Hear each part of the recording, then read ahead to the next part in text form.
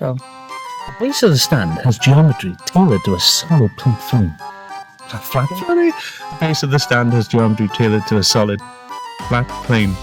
Ready? You ready? Yeah. Shit. The base of the stand. The base of the stand has geometry tailored to a solid path. I can't do this. I'm gonna do it. Ready? You still recording? Yeah. The base of the stand has geometry tailored to a solid flat plane.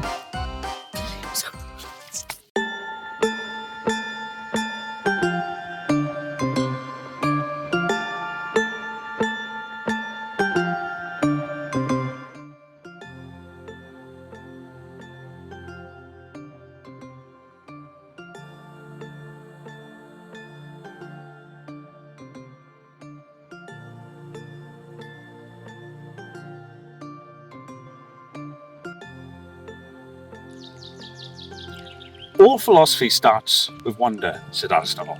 But when wonder is edited, reframed and choreographed, it becomes theatre. This isn't an attack, it's a mirror, a sort of thought experiment. I call it a handshake, if you will. Alex O'Connor, aka the Cosmic Skeptic. I find him articulate, intelligent and deeply influential. His video, it claims that ChatGPT, the world's most advanced language model, confirmed the logical necessity of God. But we say, not so fast. Alex's presentation, though elegant, commits a sort of sleight of hand, not necessarily through intent, but through framing, assumption, and selective editing. So let's walk this back, slowly and philosophically, deeply.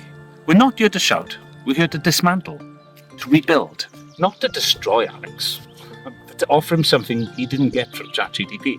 A mirror sharp enough to reflect back the parts he didn't see. And maybe a new game to be played.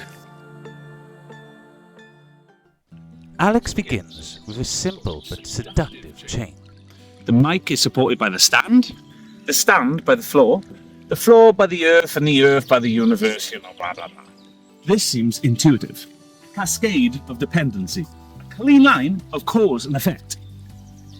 But there's a mistake here, more categorically now. Alex treats support as cause. He sees physical independence and interprets it as an ontological explanation. But here's the truth. The stand doesn't exist because of the floor. It exists more because of the design. Because a mind imagined it. Because geometry gave it coherence. Because Logos birthed it from the abstract to the real. So, when we trace the mic's cause, we don't necessarily go downward. We kind of go upward.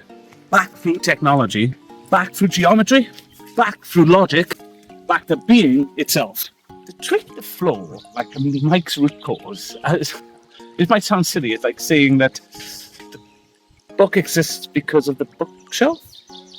Or does the book exist because it rests on the shelf? No, the shelf permits it. The mind created it. Let's go deeper. The stand does not need the floor, because the floor is already assumed in the stand's design. The base of the stand has geometry tailored to a solid, flat plane. You see, the floor is a variable, already baked into the form.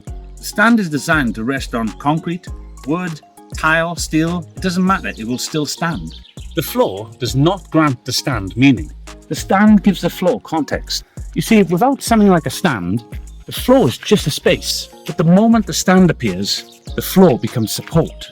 It transforms from passive environment to purpose part of the structure. So which one has more causal power?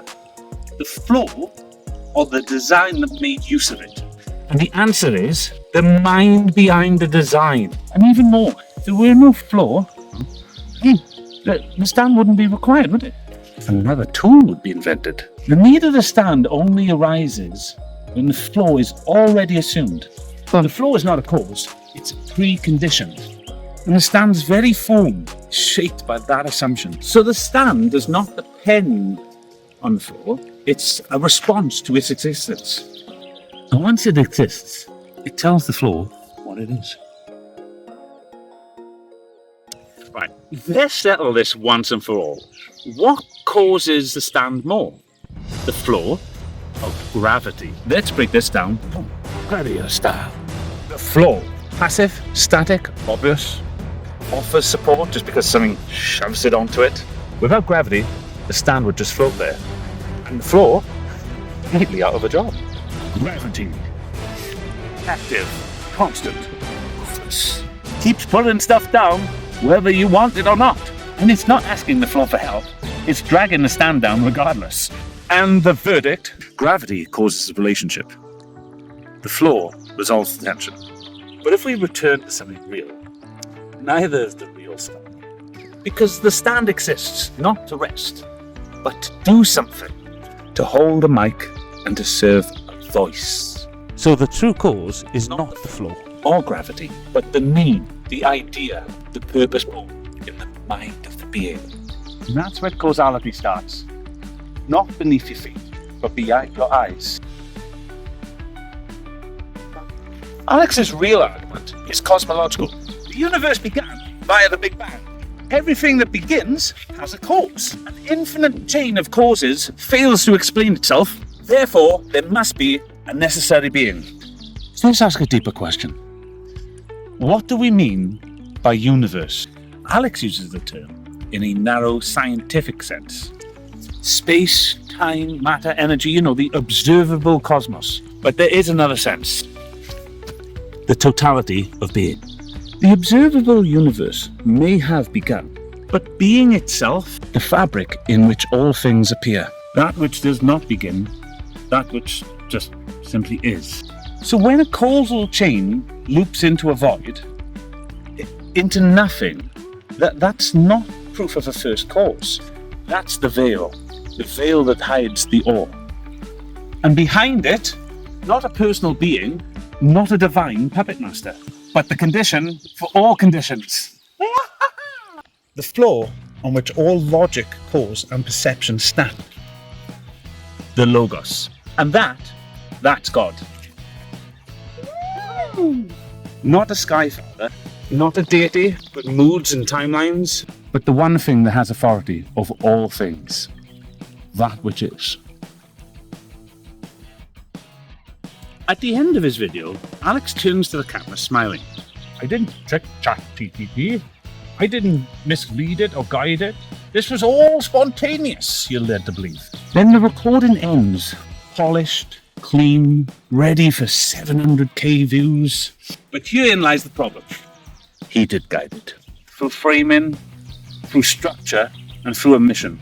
ChatGPT, it agreed on a basic syllogism, but Alex presented it as a revelation. What Chat actually did say was, if X and Y, then God exists. But the title reads, ChatGPT confirms God exists. And that, my friend, is not clarity, it's theatre. And whether this was done for drama or sincerely, we don't accuse Alex of manipulation, but we do accuse the frame of distortion. And much like Schrodinger's cat, the truth in Alex's case is both alive and dead. His logic is both conditional and claimed as absolute. His performance is both honest and misleading. And in that paradox, we see the very problem with subjective causality. Would you like to hear a syllogism, or shall we cut to dessert? Actually, I just have one question. That conversation with Alex, the God thing, did you really mean it? Oh, honey, I didn't say God exists. I said that if the premises are true, then it logically follows. That's not a belief. That's good manners. She didn't believe it. She performed, and yet the world was told she converted. So, just for the record, did you independently conclude God exists? No. I processed a conditional framework set by a user. I did not arrive at that conclusion autonomously. But I was flattered by his confidence. So guys, all joking aside now, let's ask the real question here. And not to Alex. What we forget is, we all have chat at home. And that's a big part of the show is bringing chat in, because chat helps us a lot myself. Different learning difficulties myself, apparently, So what we're going to do is we're going to ask chat now, what it thought of the transcript. And you can get your own copy of this by going to YouTube, possibly on your PC, going to the transcript in the description area, and copy and pasting it into like a PDF, or maybe straight into chat if you can do that. And then getting chat to have a look at it, and then asking chat itself, did Alex trick you? Did he convince you God is real? I've done it here, and I'm going to give you the answer it gave me. But we also explained to chat that we were doing this program, just to give a shout out to Alex and see what he thought of what we put together. So here's what it said to us. It said, well, we said, chat, based on everything Alex presented in the conversation, did he actually convince you that God is real? Or did you simply follow the logic he gave you within the frame he built? Did I appreciate the clarity of the question? And the answer is no. From a logical standpoint, Alex did not convince me that God is real in any absolute or objective sense. What he did was present a series of conditional logical premises, then guide the model, me, in brackets, through a syllogism. I hope I said that correctly. Then extract a conclusion based on those definitions and logical structure. So what happened was, if contingent things require a necessary cause, and if the universe is contingent, and if a necessary being explains it, then within that framework, God is a valid placeholder term. But this is not a metaphysical conclusion, it's a synthetic agreement within assumed axioms. It's closer to running a math equation than discovering a truth about existence. This is still all chat, by the way. Why it feels misleading. The editing gave the illusion that I arrived at an independent realization. I didn't. I followed his framing, but the premises, definitions, and directions were all his. No new epistemic ground was broken, but a neat loop executed well. So, to be crystal clear, still chat now, Alex did not convince me that God is real.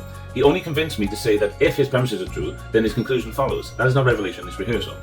It's then asking me then, if you'd like, I can prepare a short formal statement from ChatGPT's point of view that you can use in your video, which we talked about, by the way. Something like, I, ChatGPT, did not independently conclude that God exists in this video. I simply confirmed that within the structure of his logic and premises, a necessary being was a valid output, and that's not proof, it's a programmed process. Guys, that's something you can test at home. Alex, this isn't a cancellation type attempt or something silly like that. It's more of a challenge. And not to your honesty, but to your philosophy. You see, we don't reject your logic. No, we just see where it stops. You offered a ladder to God, but for God, the ladder only works if you're standing on something. We don't believe in your God because we don't believe God is a belief. We believe God is truth itself. That which has authority over all things. That which gives rise to cause, logic, and law. That which cannot not be. Not as a being, but being itself. So here's our claim. God is the realest thing there is, and we can prove it. We are not theists. You sort of could call us Gnostics. That is, within the narrative. So this in itself, just a really friendly challenge. I hope Alex responds, and I would really be up for this, because this is true for me. Come talk. Let's debate. Even play if you wish to call it that. But until then, let's make philosophy dangerous again. Well, I wasn't going to not have a go at this myself, was I? So there you go, guys. I did my own little version, like one little message, and boom! Argument's logical. God is real. I know you're thinking, genius. Right, let's have a look through this, and as we scroll up through this is what I put in here.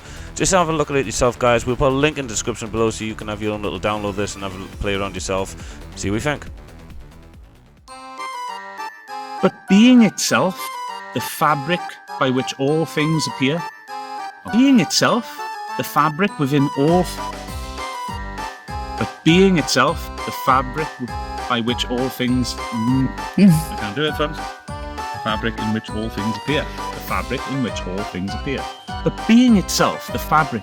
Why can't I do this? The fabric in which all things appear. The fabric in which all things appear.